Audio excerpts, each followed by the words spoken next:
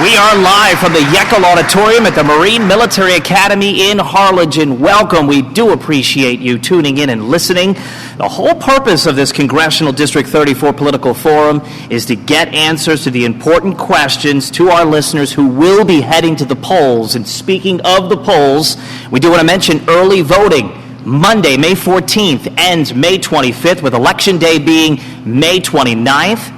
Thank you so much to the City of Harlingen, Mayor Chris Boswell, for being here, and our wonderful audience members. I do want to introduce right now my co-moderators for the evening.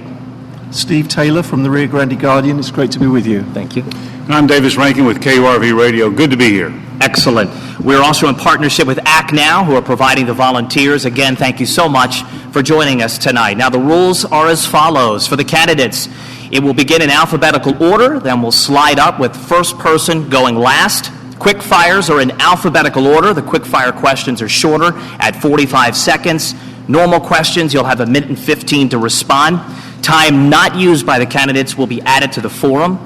The candidates have already been versed. No electronic devices permitted, but written notes are allowed. And for our audience members, you look fantastic, but unfortunately your participation needs to be limited. We're going to ask you to hold your applause until the end of the political forum so we can give all our attentions to the candidates.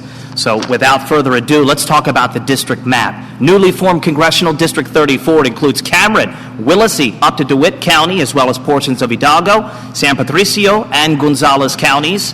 As you take a look at that. Now let's introduce the candidates. So let's start right now with Democrat Elmo Aycock, former Marine from South Texas. Democrat Denise Saenz Blanchard, Brownsville native and business owner. Republican Jessica Puente Bradshaw, political and news commentator. Republican Adela Garza, small business owner. Democrat Ramiro Garza, former Edinburgh city manager from Port Isabel. Democrat Juan Angel Guerra, former Willacy County district attorney. Republican Paul Herring, former attorney from Goliad. Democrat Anthony Troiani, attorney and former Brownsville City Commissioner. Democrat Salomon Torres, La Feria native and former district director for Congressman Ruben Hinojosa. And Democrat Filemon Vela, attorney from Brownsville. We do want to mention Democrat Armando Villalobos, current Cameron County district attorney from San Benito, has opted out of the political forum just hours before it began. Let's start off right now with a quick fire question. Once again, candidates, you'll have 45 seconds to respond. This one will go to everyone, so you will all have a chance. And we want to address the pink elephant in the room, dealing with public corruption. How would you restore the public's trust in elected officials in this region? We'll begin with you, Elmo Aycock. The first way you can restore public trust in our politics here and the politicians in the region is by being a trustworthy politician yourself, making sure that you behave in an upright manner and that you don't allow other politicians to get away with certain things that we all know that they've been getting away with these last few years. I would conduct oversight as your congressman. I would make sure that, for example, when institutions or certain politicians are given federal funds, that those federal funds are used in an ethical manner. That's basically what I would do. Thank you for that. Denise Saenz Blanchard. Well, I would definitely deal with political corruption. I've been doing it all my life. It's just who I am. You know, having been brought up with great integrity and honesty from my own family, I think definitely it's what you live in your life and how you live your life that you're going to lead by example. But definitely there has to be a lot of transparency in everything that you do, and there has to be openness, and there has to be a willingness to bring everybody into the fold and basically just be able to be transparent in everything that you do. It's the people that you serve, and you've got to be open to all the people. Jessica Puente Bradshaw. It all begins with definitely transparency, and that means that when we relate with the public, we offer that transparency, whether it be the internet, whether it be television, whether it be radio, on a day-to-day or week-to-week, month-to-month basis. That means that as elected officials, we are accountable to the people, and we must make ourselves accessible. We don't go off, we serve the public, and then lock ourselves in a room. And it also starts with us as individuals, electing people who are here to serve, not here as part of political families, not here doing favors for others or with nepotism. It really all starts with the voter, but as I said, complete transparency. That means always being available to the public. Adela Garza. It starts at home, and you model for your kids, and when you serve your community, and when you have been elected, you owe it to the people. You have to be transparent, you have to be ethical, because The people put you in that position for a reason, and you weren't selected because of who you are, but what you have done. What you have done for your community, what you have done for your business, what you have done for your family. And that's, transparency starts at home. And you have to have the officials accountable. You have to hold their feet to the fire. Ramiro Garza. During the course of my career, I have led with integrity and honesty. I was taught early on that if you work hard and do good things at all times, good things will happen. And I've had the pleasure of working in the public sector the last 15 years. And in that process, I've led open government with transparency, with accountability. And so we need to lead by example. And it starts with our own actions and how we do our public work in the best interest of our people. Thank you. Mr. Juan Guerra. You know, Ryan, I think everybody here knows right from wrong, and everybody plans to do the right thing. The problem is when you see it done, you see it happening, or are you going to stand or just stick around? I showed you a very good example in our Villalobos stated that he could not be removed, and Judge Casco stated that he could not be removed. And we all know as lawyers that a citizen of Cameron County could have him removed. And so I was hoping that somebody from Cameron stand up and file that petition, any citizen, but they refused. So somebody from the neighborhood went ahead and said, Mr. Guerra, what's wrong here? And I said, you can have him removed. So this morning I went and did what I needed to do. So the question is, are we going to go ahead and stand up for corruption or just look the other way? Thank you. Paul Herring. I think we ought to remember the American standards if we presume people to be innocent until they're convicted. I think we ought to look at the broader picture. We have general corruption throughout the country in many, many areas. What we need to do is return prayers to the public schools, return God to public life. We need to bring religious instruction into the public school. I recommend that we invite ministers to come in and give classes to people who are members of their flock. No one should be forced to take any religious class or any they don't like, but it should be available. There are many people, young people today particularly, who actually don't know the difference between right and wrong. We are and not only young, but elderly people also. Thank you. Anthony Troiani. Ryan, thank you. As a young Marine, I learned that you have to lead from the front. It becomes an issue of personal integrity, and it becomes an issue of who are you electing. People have to get out and vote. ACT and other organizations need to motivate voters to be responsive.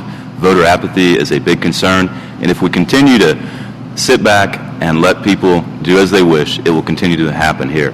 My personal perspective is, as city commissioner, we put the city books for Brownsville online. We won a TML award for that. Transparency, accountability have to do with a responsiveness to the public. Public servants should be just that, public servants. Thank you. Thank you for that. Salomon Torres. Well, as candidates or as elected officials, first thing we should do is not tolerate corruption. And when it happens, we should declare that it's wrong and that it should be corrected. So as candidates, if there are candidates that are alleged to have done wrongdoing, of course we have to give everybody the benefit of the doubt, but at the same time we have to remember that this is a competition for a very public office that requires great discretion and great judgment by those accused and those accusing. So we have to be very courageous about declaring as candidates that others should perhaps step aside when those allegations are made. But as far as what a congressman can do, he can work with the school districts to encourage better civic involvement by the kids so that by the time they graduate from high school, there's better appreciation for the value of government. Filemon Vela. We are a nation of laws, and it is important that our political leadership follows the law, and our political leadership must lead by example. We must let the legal process take its course, but in the final hours, it is important to know that your leaders are going to know right from wrong and do the right thing. Thank you. Our next question will come from Davis Rankin, KURV Radio. Thank you very much. The first question is, while the Valley has fared better than most, the shaky economy is on everyone's mind. What solutions can you offer to help get the people of the Valley back to work? Elma Waycock, we'll start with you. I would like to do it like the way we did in San Antonio when I was a young city council aide there. We attracted outside corporations like Toyota and the PGA in Six Flags Over Texas into San Antonio to create new jobs for us. We helped businesses that were organic to the area grow. We took down barriers to entry into markets so they could grow and hire new people for us. I want to do the same thing here.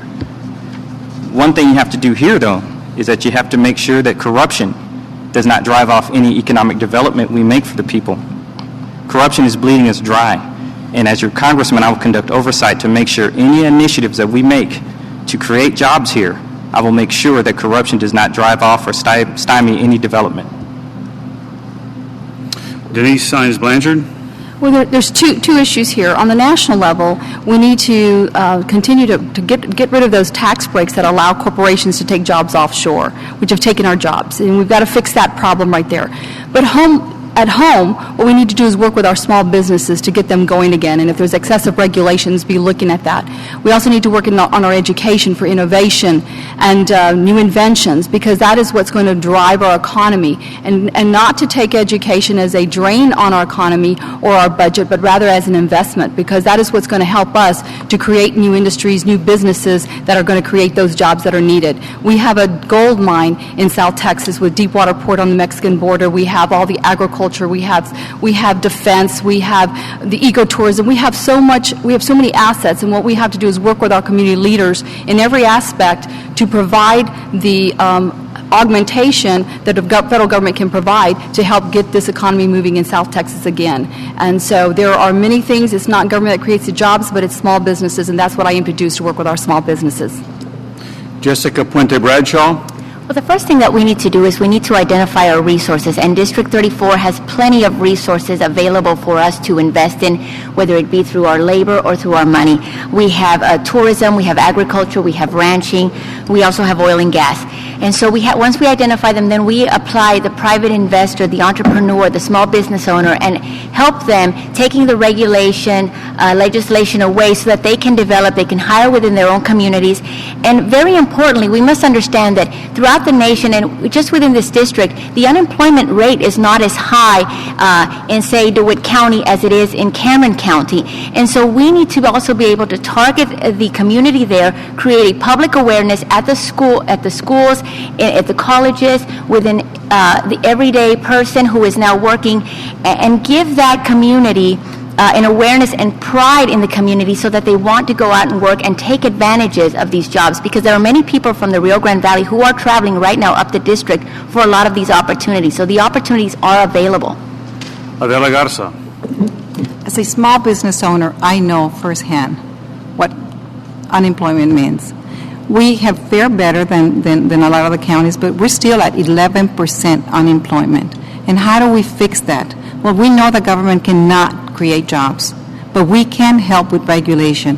And also, at the local level with your community college, and I have been part of the community college, and if we could just train our workforce to attract more businesses into our area, that will help tremendously. We are very blessed in the Valley. We have great weather. We have an array of opportunities. But we need to invest in our own communities, and we need to train our workforce.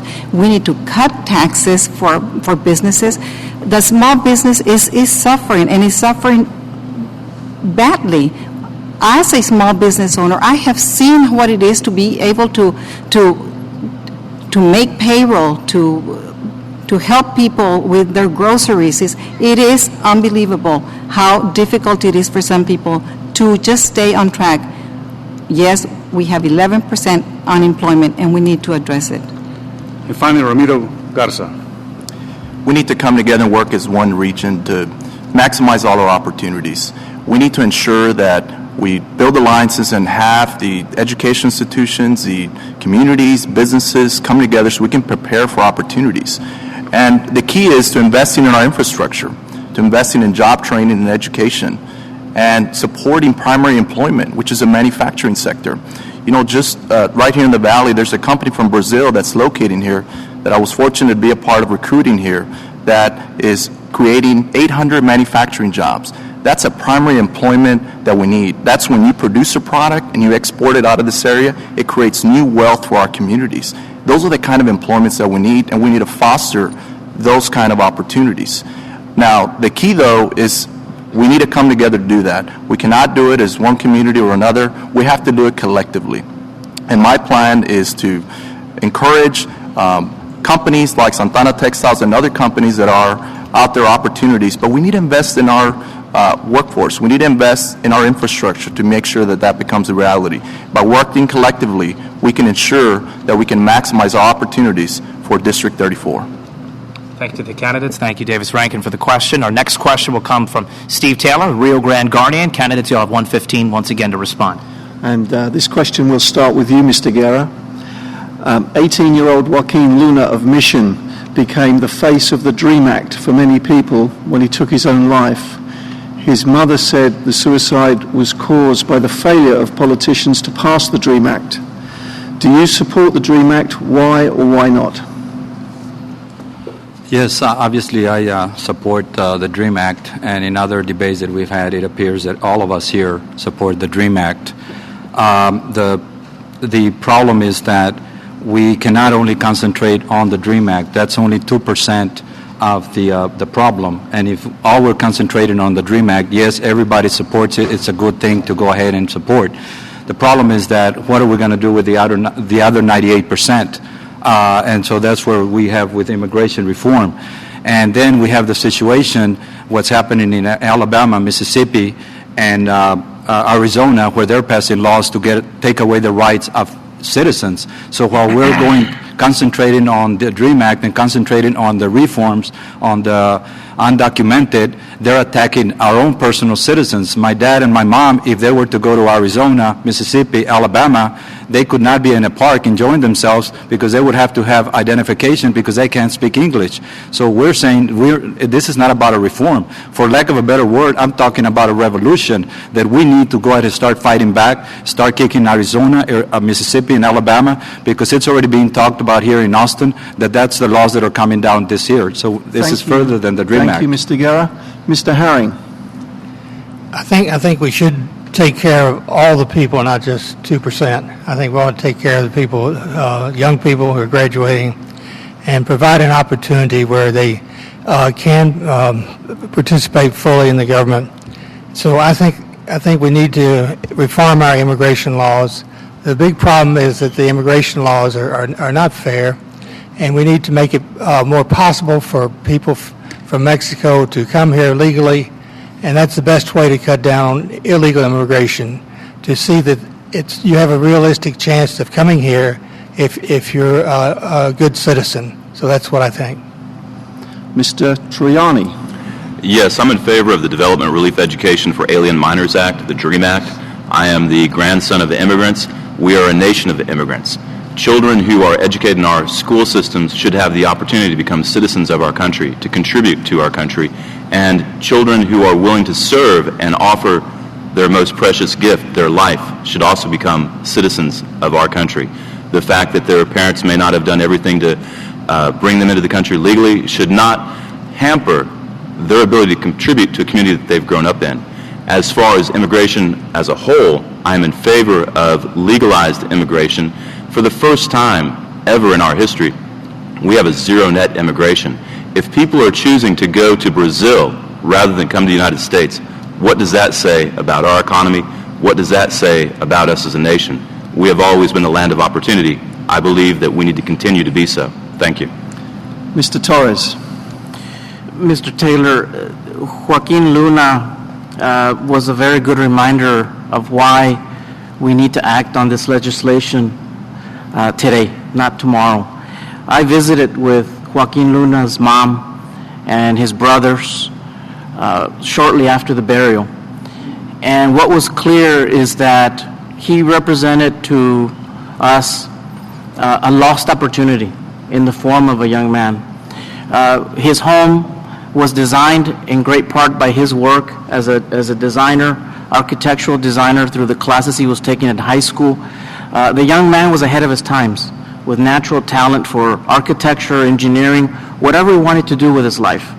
But the spot on his life that was blocking that progress was that dead end that he was going to get in his professional career when he wouldn't be able to achieve the employment that he would need as a professional because of no legal status. This is a young man, like 65,000 others, who we have already invested in thousands and millions of dollars through the public education, and it's all going to go down the drain if we don't find a way to legalize their status and have them be productive members of our economy. Thank you, Mr. Torres. Mr. Vela? Yes, we have many individuals in this country who came as infants or minors and have been educated in this country. Many of these individuals are valedictorians in our high schools, are A students in our colleges, and many of them have served our military and made great sacrifice so that we could enjoy our freedoms. I think that we have to pass the DREAM Act, and we need to do it soon. Thank you.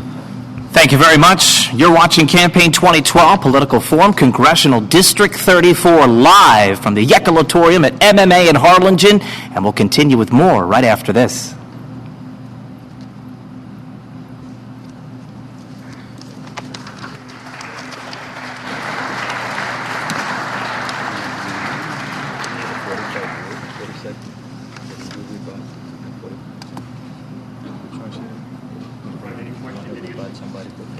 No, but can you do me a favor and ask Brianna to stand on the sidewalk facing, not the center, so that way I can have a clear vision of the time. She's in the center.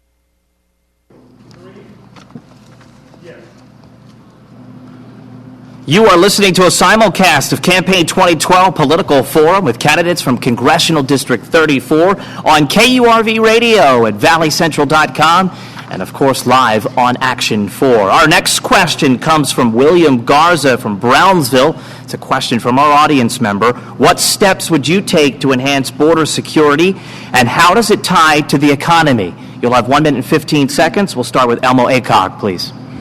What I would do was I would help and find the monies in terms of grants and appropriations to help local law enforcement help the federal law enforcement on the border, and specifically the drug trade and the spillover violence.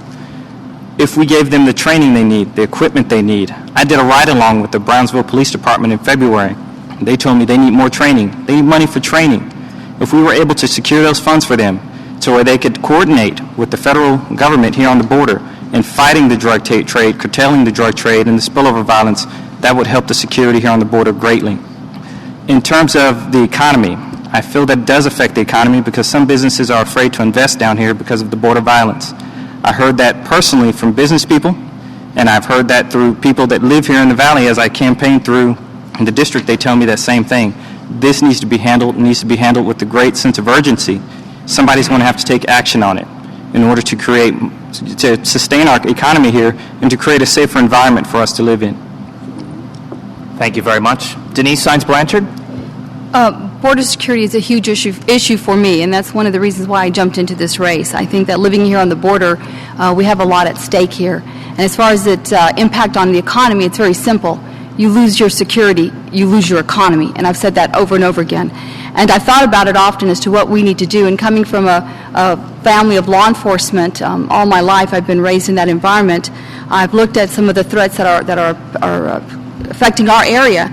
And one of the things that I would want to do immediately, the first thing that has to happen is we must, and I say we must provide more funds to our local law enforcement to take care of this international and national problem.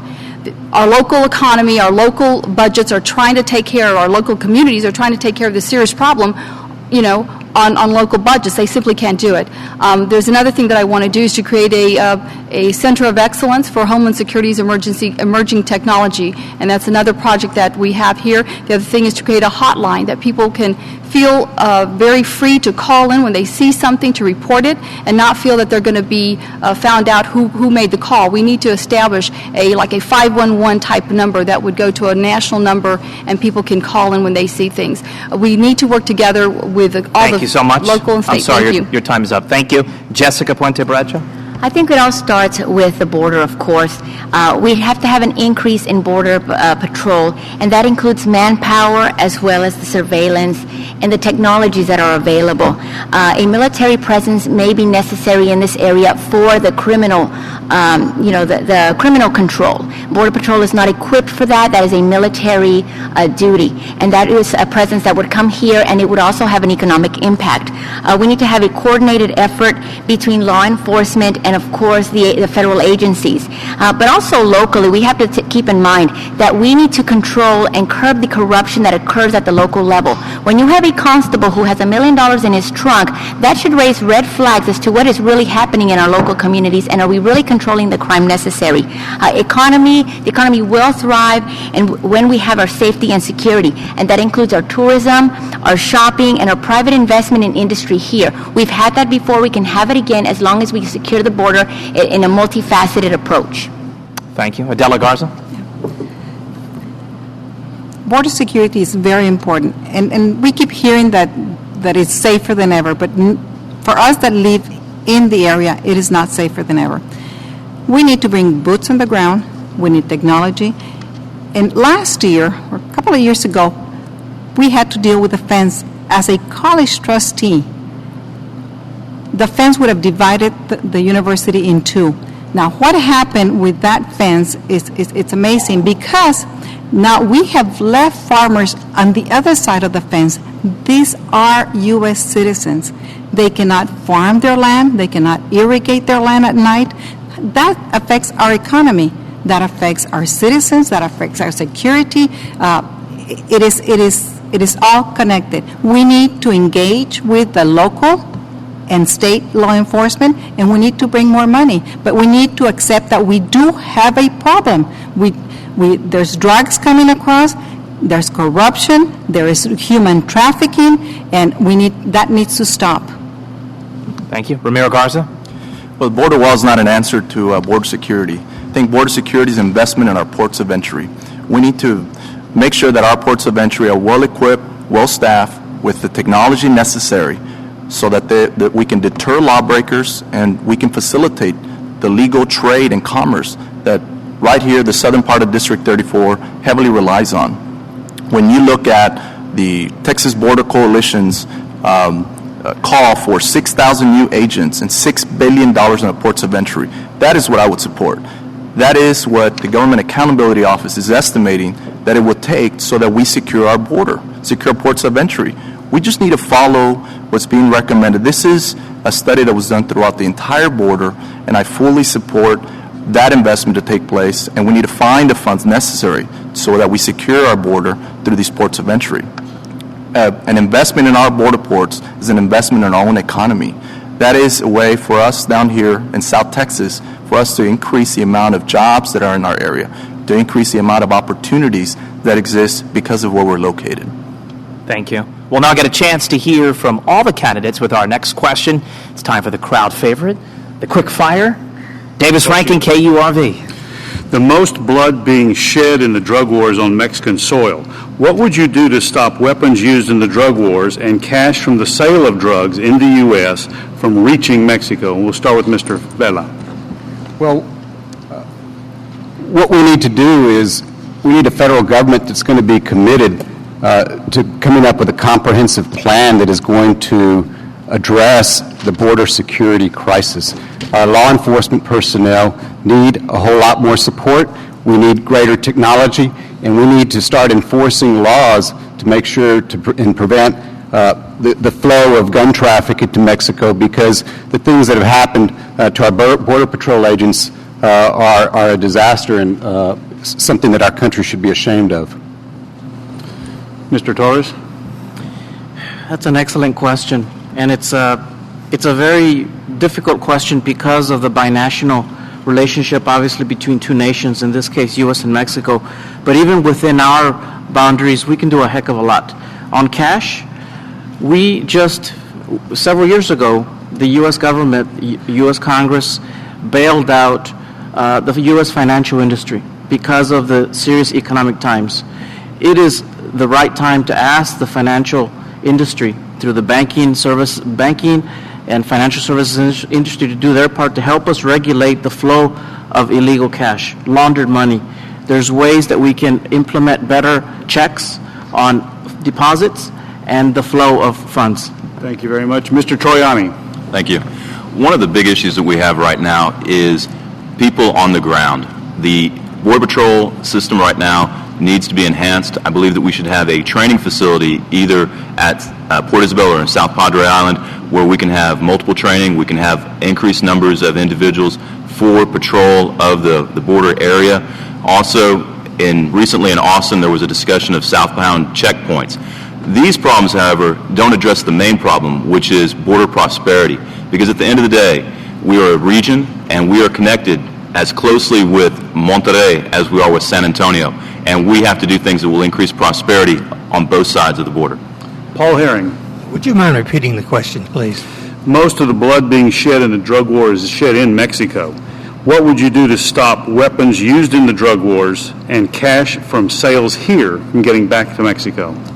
Well, you're not going to be able to stop it all. You can do the best you can. And I think we have more checks of vehicles going into Mexico, see if they're carrying weapons, would be very helpful. And increase the scrutiny of bank accounts to see that money is not transferred.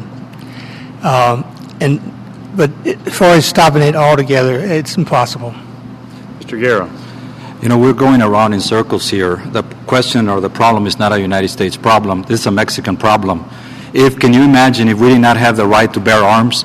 If we didn't have the right to bear arms, where would we run into another country to get guns? Mexico should get rid of this thing and allow its citizens to go ahead and start bearing arms. You allow their citizens to start bearing arms, and believe me, that country will go ahead and be at peace like United States. So don't be going around in circles that we are responsible for taking guns over there. It's perfectly good citizens that are now arming themselves. We're assuming that it's the cartel that is trying to get guns up there. But I know personally, that some of my cousins and relatives are now getting guns so that they can protect themselves. So Mexico should go ahead and allow their citizens to bear arms just like United States. Thank you very much, Mr. Guerra. Ramiro Garza. My answer is the same as the previous one. We didn't invest in our ports of entry. We are short-staffed in our ports of entry, and we don't have the technology necessary right now to allow for us to secure our border, to make sure that we control what comes to the United States and what goes out. And we need to do that. We need to support the investment. All we have to do is look at that report. It calls for $6 billion in new funding, and it calls for 6,000 new agents. Some of you might say there's no funding. Ladies and gentlemen, it's a matter of priorities. We need to find the funds so that we make sure that we secure our border, and we do that already. Adela Garza. Yeah. I agree. We need to secure our borders, and it goes both ways. Drugs are coming in, and money is going out. And we need to work with the local and state agencies. We need to invest in our border, and we need to accept that we do have a problem. Jessica Puente Bradshaw. First of all, amen to the Second Amendment. First of all, what we do have to do is we need to remove the bureaucracy that is not allowing our Border Patrol agents to follow the law and to protect our country. Many times they cannot make arrests because of the bureaucracy, the red tape that lets these criminals go. And the big elephant in the room that nobody is talking about is we have Operation Gunrunner and we have Fast and Furious, both of which were funded by government funds. Now, these were in one of the stimulus packages. It might help if we don't ourselves fund these weapons going into Mexico, but I do agree with a previous candidate. Mexican citizens must allow themselves to be armed if they are to protect themselves, because we cannot do everything for Mexico as much as we love our neighbors down south. Denise Saenz Blanchard. Yeah, I think first of all, we need to start, as this country, start addressing the root of all this problem, and that's our addiction to drugs in this country. And once we do that, I think, simultaneously what we need to do is also look at how we're providing the resources to our local law enforcement and our state and our federal law enforcement officers to stop this problem where it's coming from, where they have all these gun shows. And I'm a Second Right Amendment protector as well. But I do think that we need to look at resources so that we can stop the flow of the drugs and the guns and the cash that's flowing southward, because it is a devastating impact on that country. But I think it also starts at home as well. And finally, Mr. Aycock. I would, if I'm elected your congressman, if I'm so blessed with your votes, I will create a coalition of fellow congressmen and senators who have districts along the border, who have states that are along the border, and have come together in cooperation together and go to the FBI, go to the ATF, go to the Border Patrol, and ask them what do they need in terms of resources. What do they need in order to stop this problem, or at least curtail it? What can we do to help them appropriate funds in terms of grant writing, and so they can address this issue? Thank you so much. Lots more still to come. You're watching Campaign 2012, Political Forum for Congressional District 34, live from MMA in Harlingen. We'll be right back.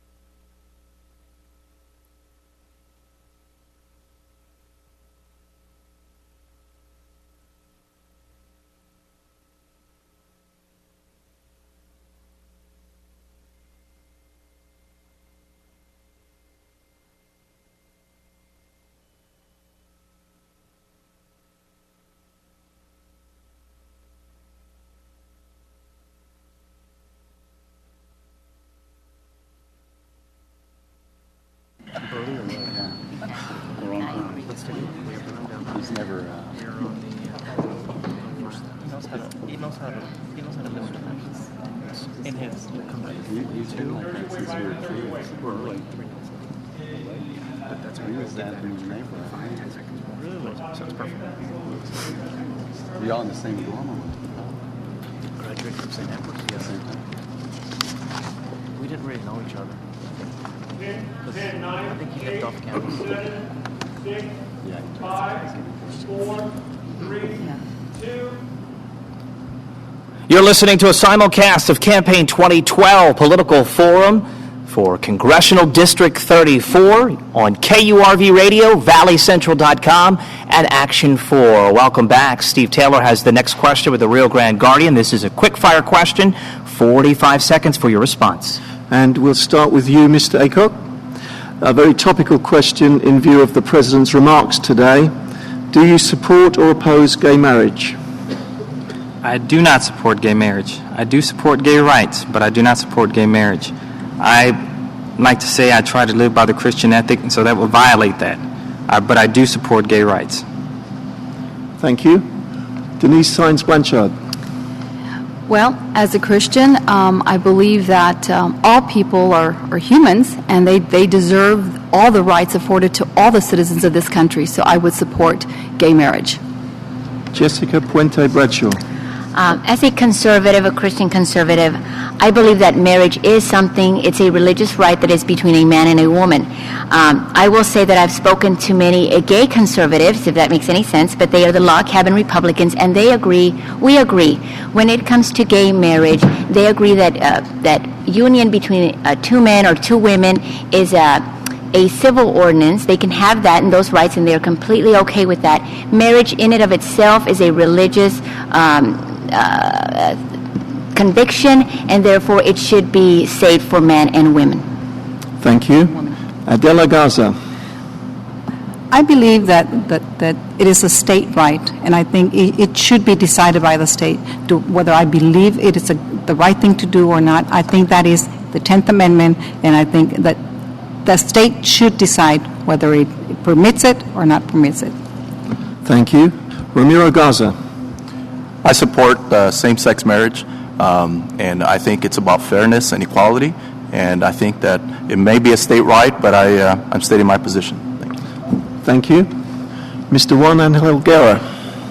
You know, this issue about gay marriage, of course, I support, they're citizens and they're adults, so they're going to go ahead and have but it's a legal union. I think what the issue is, the word marriage is what we're having problem with. And I'm against actually the word marriage, which is what the gay couples are asking us to use the word marriage. And that's like changing a female and saying to not call it, if it's a guy, to call him a man or start calling him a woman. And so the word marriage, it's identified in the Bible as a man and a woman. Now, as far as legal union, I have no problem. They have every single right. But to actually use the word marriage, that's where it's a little bit tricky, because their intent is no longer their freedom, but to change the word meaning of the word. Thank you. Mr. Paul Herring. Of course I don't support so-called gay marriage. There are no gay marriages. Marriage was instituted by God as a union between a man and a woman. You can call it a marriage, but it's not a marriage. If you say the tail of a cow is a leg, the cow still has 4 legs, not 5. I'm against so-called civil unions. Anything that gives legal recognition to people living in immoral sexual unions, I'm opposed to it. And this will destroy our country. We want to protect the family. That's very important. Marriage is a fundamental cell of human society, and it must be protected, or this country will be destroyed. Thank you. Mr. Anthony Triani. Thank you, Stephen. I think that I support civil unions. Obviously, committed adults should be able to have whatever type of relationship they want to have. The issue is the transference of inheritance, wealth, insurance, etc. If this is what they want to do and they are committed to each other, then I think they should have the ability to do that. Thank you. Salomon Torres. I fully support all forms of civil unions that are demanded by gay couples.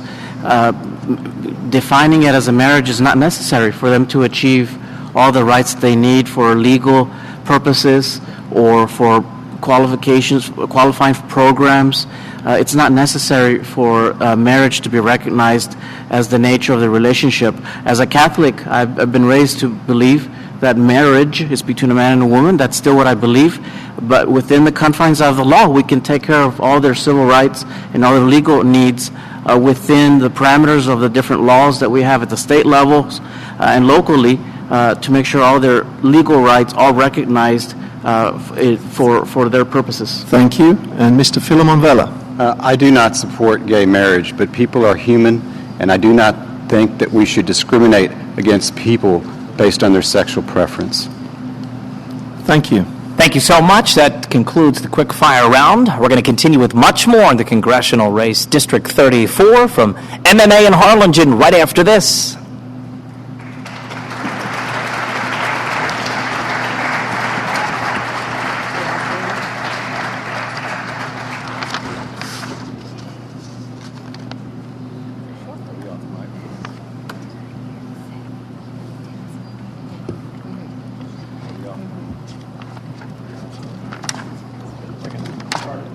Figure out if we have time for one more of just the closing. Okay. I've got a question. 5 people.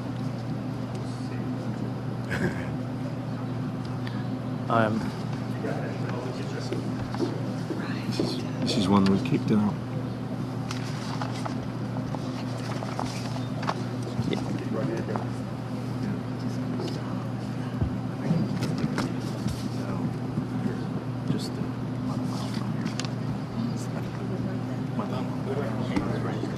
I didn't know about that. Right here by the hospital. How long will they have for the question? For the question coming out of the break? How long will they have for the question coming out of the break? 1:15? Okay. That's a quick fire. Stand by, guys. Any questions? No. Stand by. We're ready. Stand by.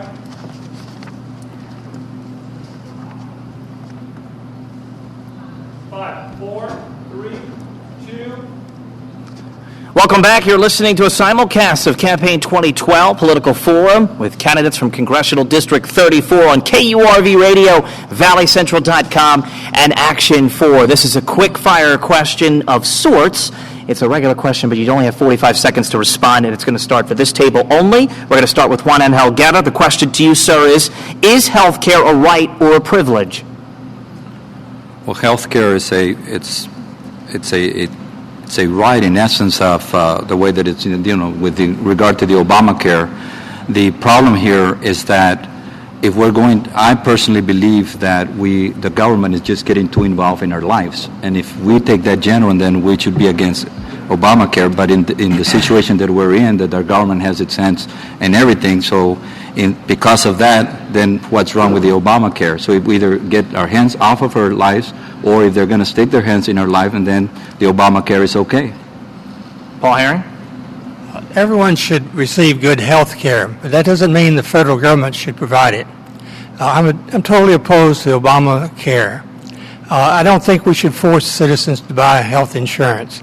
It's totally wrong for Obama to try to force the Catholic Church to provide coverage for sterilizations, abortifacients, contraceptives, even though he knows the Catholic Church teaches that the use of these is a serious sin, a mortal sin if you know what you're doing and realize it's a mortal sin. So we need to stop this government intrusion into religion. We have to have religious freedom, and it must be defended. Mr. Troiani? I think it's about allocation of resources. We spent $3 trillion on 2 wars overseas. We should be able to cover mothers, children, and the elderly.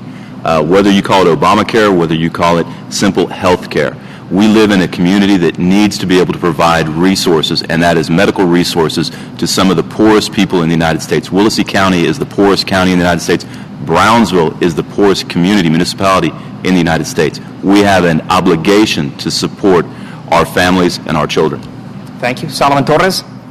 Healthcare, we should strive so that it is accessible to everybody. That was one of the purposes of the Affordable Healthcare Act by President Obama, and we should strive so that everybody has access through health insurance or direct access to providers. In fact, approximately 40% of our population in District 34 does not have access to health care insurance. That's way too high for any congressional district. So we need to work together with the healthcare industry, with nonprofit organizations to see where we're going to increase resources for prevention. Prevention, I believe, is the key to minimize the costs over the long haul. Providers will see patients as they come in because it's business, but the less and less sick patients we send to providers, the better we will all be off. Thank you. Mr. Philemon Vela? I think we should provide affordable health care to everyone in this country, but I don't think we should do it on the backs of our doctors, our medical providers, and our pharmacists. I think that to cut the Medicare reimbursement rates that are paid to doctors is a mistake, and I think that it's dangerous to drive a wedge between doctors and their patients, and we have to keep our doctors in business, because if we drive our doctors and our medical providers out of business, it's going to be very difficult to provide the kind of care that our citizens need. Thank you. Because of time gained back through shorter responses, we're going to continue the same question to the table to my right. Elmo Aycock, same question to you. Is health care a right or a privilege? 45 seconds. Health care is definitely a right, and it should be treated that way by the Congress. If you go to the hospital, you go to the emergency rooms, you see the sick children, you see the sick elderly people, and tell them that they are not going to get the complete health care that they deserve is not humane. It is a human right. You go to any clinic and see the worried look on a mother's face when her child is sick and tell them that they cannot get the proper health care that they have coming to them. It is definitely a human right. I support the Affordable Health Care Act. It frees us up from having to beg for health care. It frees us up from exploitation from the major corporations, major insurance companies. We're not driving a wedge between people like Mr. Vela said. We're actually bringing people together. Our tax dollars paid for those doctors, and we're going to get our money back Thank for you, it. Mr. Aycock. Denise Sines-Blanchard? Okay. I'm all in favor of definitely finding ways to provide affordable health care for the people of our country. It is just the right thing to do. This is the American thing to do. Is it a right or a privilege? Of course it's a right. It's a right. But today, it's pretty much a privilege, and there's some people that want to keep it only as a privilege, and that's why I totally support the Health Care Reform Act, because it was a way to allow people to have the opportunity to have a low-cost insurance so that they could have a better health. Our nation depends on health, on a healthy workforce, on healthy people living in our country. So I believe it is definitely a right, and we need to continue trying to work on the bill. It wasn't perfect, but we need to continue to tweak it until we get it right. But every person in this country deserves to have good health. Jessica Puente Bradshaw? I do not support Obamacare. First of all, it is not just about health care, it's about control. It increased the size of the IRS, it infringed on the trading of gold and silver, it took over the student loan industry, and increased the size of the Department of Education by hiring agents who can go out and collect on those student loans. Now, that is not it doesn't sound like a health care bill to me. However, we did have something that was available to people of lower income, and that was Medicaid, and we have the Veterans Affairs, of course, and we have other state-run programs. Now, those programs are available, and they should be available to people that need it. However, when you have 20 to 30% of that going to waste, then we're not really spending the money where we need it. We do have to remove the special interest when it comes to the insurance companies and how they decide who they give care to or not. But basically what we've allowed is Obamacare to take that role and limit health care for others. Adela Garza? As a pharmacy owner, I see firsthand what's happening with the healthcare industry. And this law is a monster. It was not well thought out. It is convoluted. It is driving a wedge between the patients and the doctors and the pharmacists. And who is saving money? No one is. The patient is the one that is suffering, because as doctors, we charge a fee, but that doesn't mean you're going to get paid that fee. As a pharmacy, I see it every day. We can charge $5 for a medicine and we get reimbursed 50 cents. That is not right.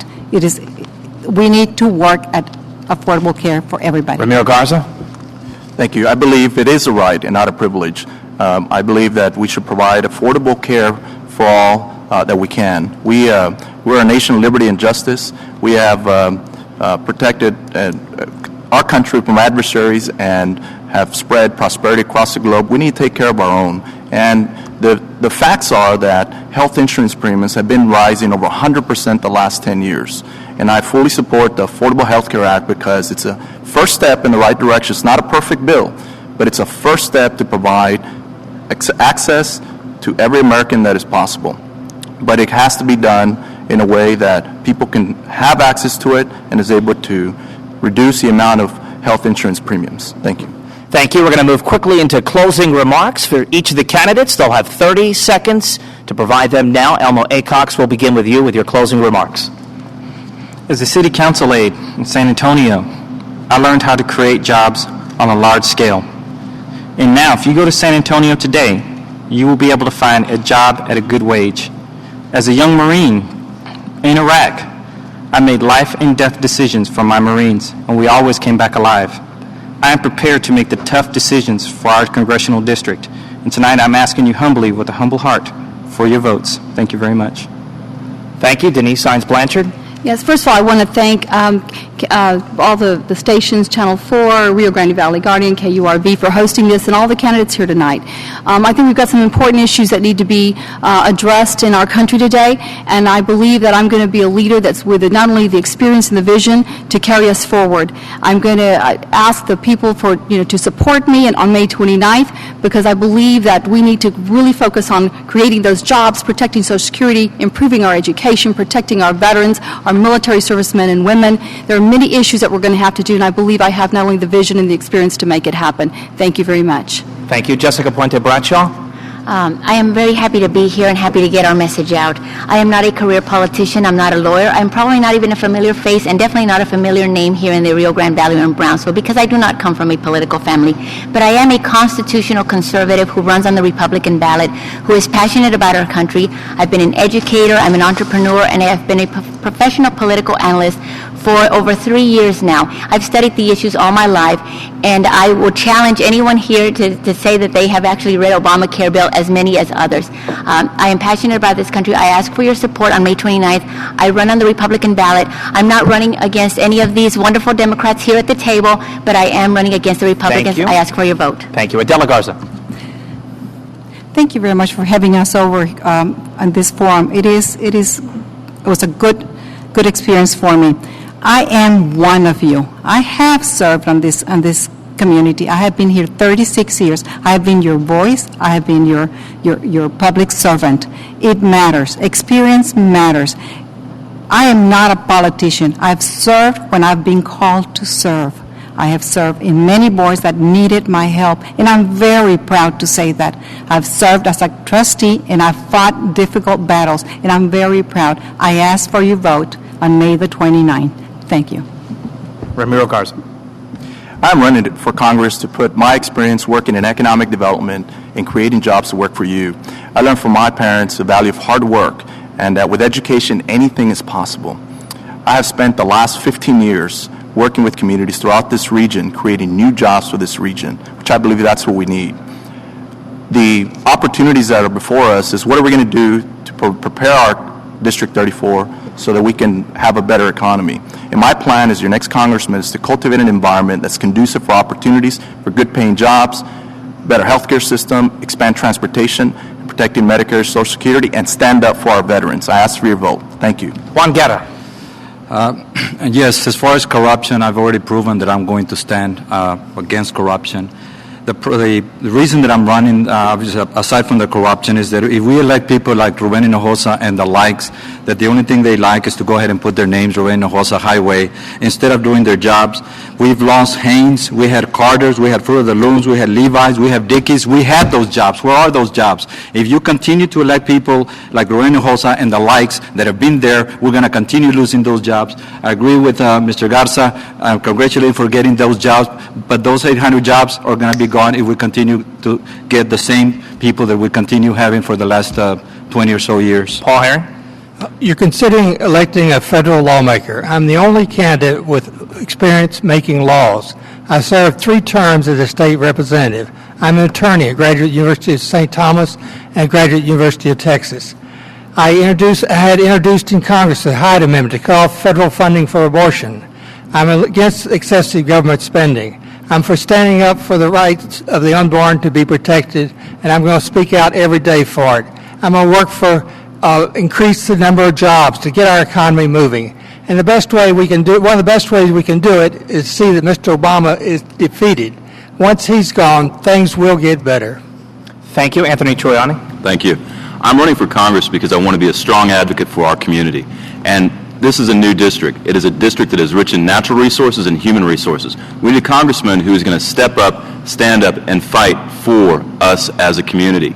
What I have seen as a city commissioner is that we have a lot of need. We have an ability to reach those needs and address those issues. It's by educating our young people, it's by investing in infrastructure, and it's by growing jobs locally and taking care of each other.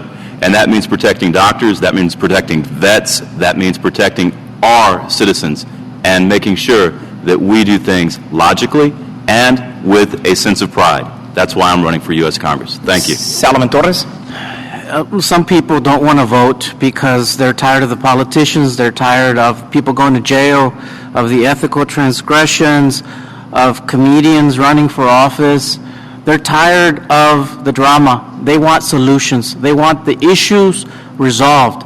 They want our future to be better for our children. And for that, you need strong leadership. You need qualified leadership, as I have to offer. Myself, I'm qualified. I have a proven track record of resolving problems in the Valley. I am effective. I can refer you to cities and counties and entities that have benefited from my work in the past, and I'm ethical.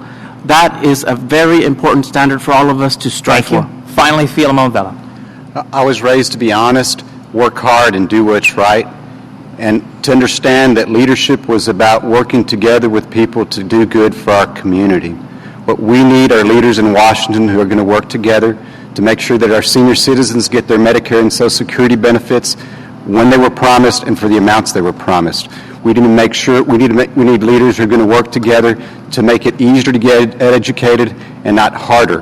And we need to protect small business, and we need to create large-scale projects like at the Port of Brownsville and with our South Texas Medical Foundation, whose community organizers are working very hard to bring a medical school down to South Texas. Those are the kinds of things that we need. Thank you so much. I thank the candidates for coming here. We encourage you listening in at home to please vote. I thank my co-moderators, and we now join Survivor, already in progress. Thanks for tuning in.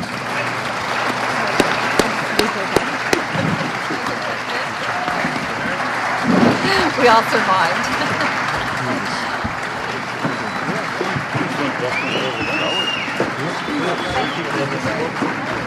Yes, that's it. That's you keeping us on momentum. Thank you so much.